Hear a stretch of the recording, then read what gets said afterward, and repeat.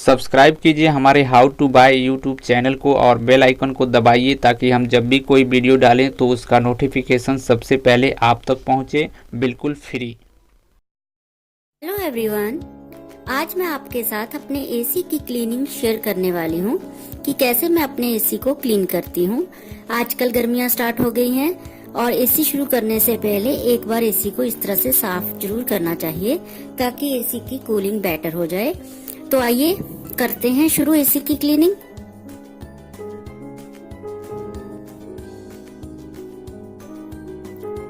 AC के इस filter के थ्रू रूम की हवा अंदर जाती है, चाहे वो रूम के माइक्रो डस्ट पार्टिकल्स हों या गर्म हवा हो, और साइड डक्ट से एसी ठंडी हवा छोड़ता है। अगर ये फिल्टर में रुकावट हो तो एसी ज्यादा चलता है और हॉट एयर अच्छी तरह से अब्सॉर्ब नहीं करता, जिसकी वजह से बिजली का बिल ज्यादा आता है और एसी की कूलिंग कम हो जाती है। और कई बार हम एसी चलते में झाड़ू लगाते हैं या डस्टिंग करते हैं तो वो भी सारी डस्ट इसी के अंदर इकट्ठी होती जाती है। तो सबसे पहले हम एसी के फिल्टर को ही साफ करते हैं।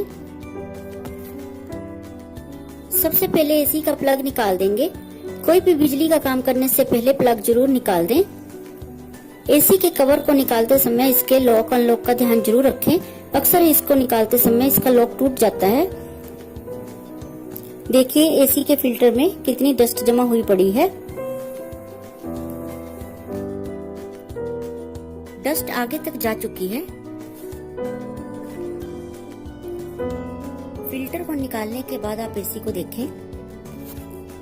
एसी के फिल्टर को साफ करने के लिए हम कोई भी पुराना टूथब्रश लेंगे और फिर उससे इस सारी डस्ट को एक बार झाड़ देंगे।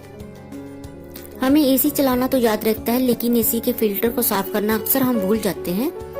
आपने बहुत बार सुना होगा और कई बार कहा भी होगा कि एसी की कूलिंग कम है। ये फिल्टर का साफ ना होना ही एसी की कम कूलिंग की वजह बनता है। हमें इसे 15-20 दिन के बाद एक बार साफ जरूर करते रहना चाहिए। अगर हम इस फिल्टर को साफ रखेंगे तो एसी की कूलिंग भी बहुत अच्छी रहेगी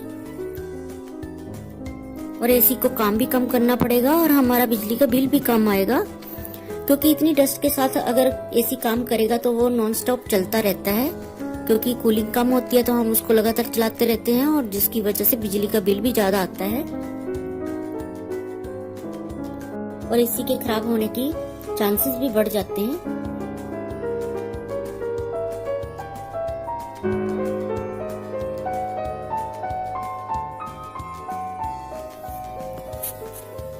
तो आप देख सकते हैं कि एसी के फिल्टर से कितनी डस्ट निकली है।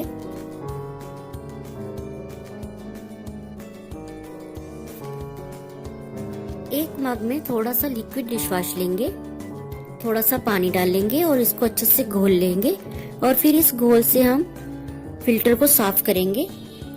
तो यहाँ पर मैंने एक स्पॉन्ज लिया है, आप चाहें तो आप टूथब्रश से भी साफ कर सकते हैं, लेकिन इसे साफ करते समय इस बात का ध्यान जरूर रखें कि हल्के हाथों से साफ करें, क्योंकि ये फिल्टर काफी डेलिकेट सी होती है।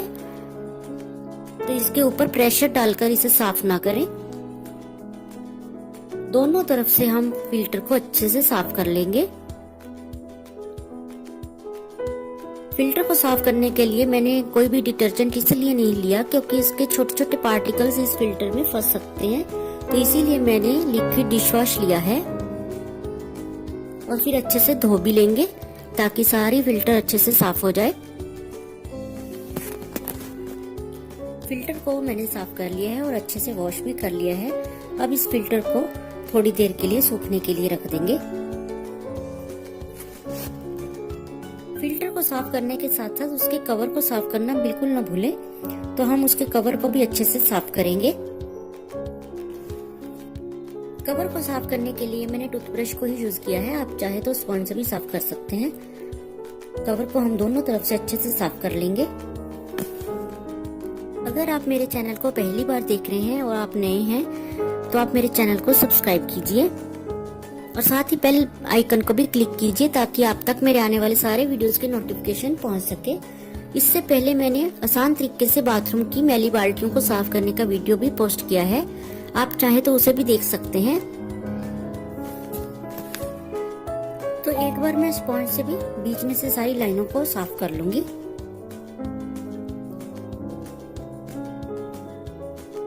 इस तरह से कवर को दोनों साइड से अंदर और बाहर से साफ कर लें।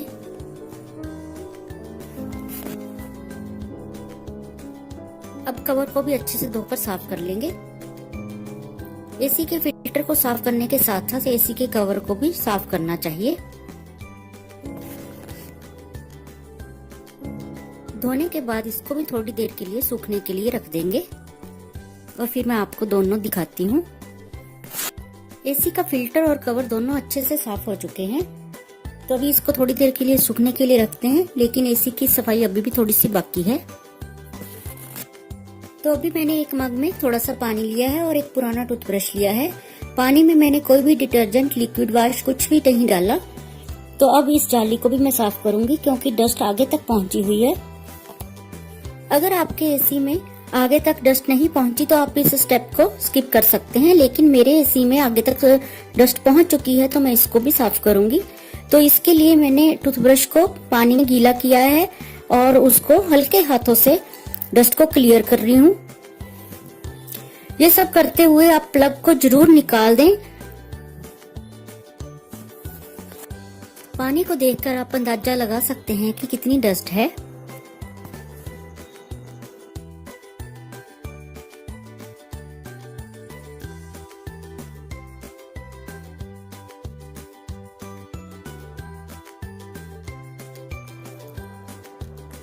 और अभी स्पॉन्ज पर मैंने थोड़ा सा लिक्विड डिशवॉश लगाया है और उससे एसी के सारे फ्रेम को अच्छे से साफ कर देंगे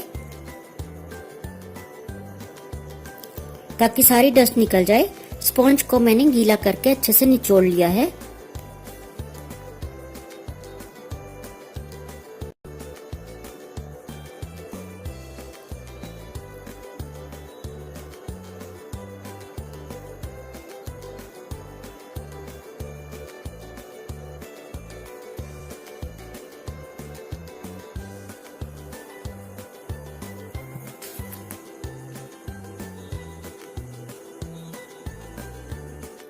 और फिर एक साफ कपड़े से हम सारे एसी को अच्छे से पोंछ लेंगे और सारा साबुन उतार देंगे।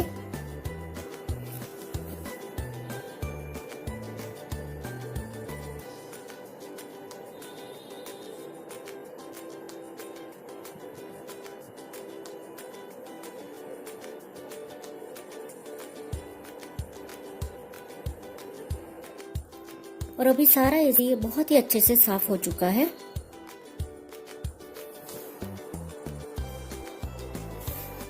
और अब हम फिल्टर को बहुत ही ध्यान से जैसे हमने निकाला था वैसे ही लगा देंगे। फिल्टर बहुत ही अच्छे से साफ हो चुका है। फिल्टर की हालत आप पहले देख चुके हैं कि कैसी थी। और कवर भी लगा देंगे। अगर आप टाइम टाइम पर एसी को इसी तरह से साफ करते रहें तो आपका एसी बहुत अच्छी कूलिंग करेगा और आपका बिजली का बिल भी कम आएगा। अगर आपको ये प्रोडक्ट अच्छा लगा है, आप इसे खरीदना चाहते हैं तो डिस्क्रिप्शन बॉक्स में लिंक है, जाकर देख सकते हैं और बाय कर सकते हैं। AC, cooler, fridge, washing machine, solar, inverter, battery, LED, smartphone, smart watch तथा आने वाली हर नई प्रोडक्ट का अनबॉक्सिंग रिव्यू देखना चाहते हैं, खरीदना चाहते हैं तो हमारे चैनल को सब्सक्राइब करके बेल आइकन को दबा दीजिए और हो सके तो वीडियो को अपने दोस्तों के साथ शेयर कर दीजिए। वीडियो अच्छा लगा हो तो लाइक कर दीजिए। अगला वीडियो हमारे चैनल के द्वारा किस प्रोडक्ट पर बनाया जाए कमेंट करके जरूर बताइएगा। हम कोशिश करेंगे आपके सवाल का जवाब जल्द से जल्द दिया जाए।